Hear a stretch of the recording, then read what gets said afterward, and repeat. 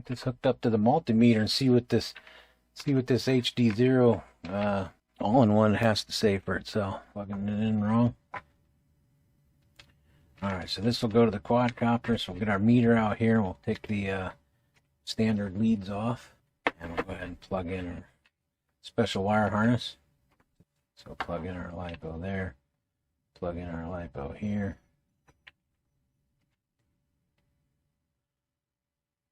See that? That's a lot. That's more than I thought it was going to be. That's 1.56.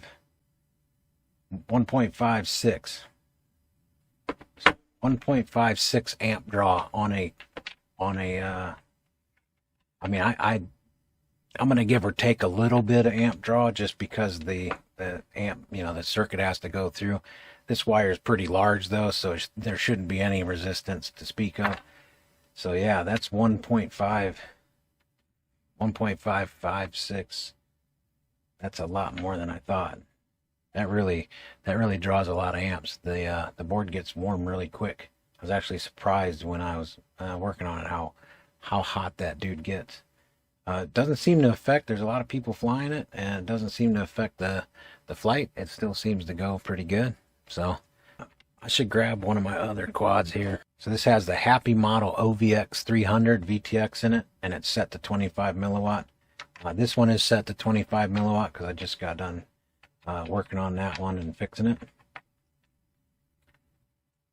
So we'll go ahead and do an amp draw on this guy.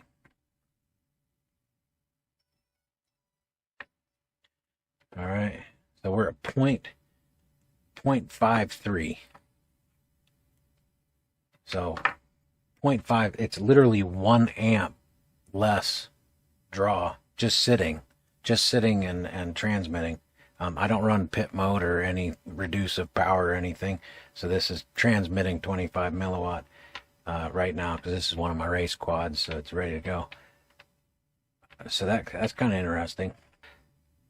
I'm not really that surprised because of how hot the thing gets, but yeah, it's as that heats up, that goes up. So as an electronic component warms up, there's more amp draw capability. So now we're up to 160. So 1.6 amps. But yeah, I appreciate y'all stopping by and being a part of this channel and supporting what I do. So enjoy the breeze.